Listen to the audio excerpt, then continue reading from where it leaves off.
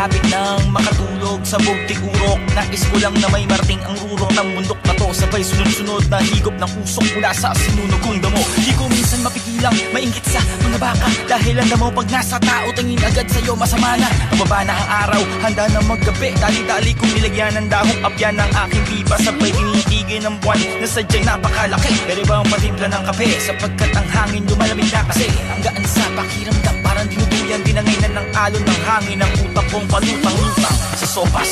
Ano nga bang araw ngayon, bulag na ako sa oras. Akala ko linggo, abay Miyerkules na. Lalo na sa pagkain na ipapiesta. Mariawana talagang the best ka. Di ko alintana ang traffic dito sa EDSA. Ibig na ba to? Bakit ba ako naiinggap sa'yo? Pag nangangamoy sinindihan ka mo, ibig sabihin nun nasa paligid lang ako. Maria Juana, pag-ibig na ba to? Bakit ba ako naiinggap sa'yo? Pag nangangamoy sinindihan ka mo, ibig sabihin nun nasa paligid lang ako.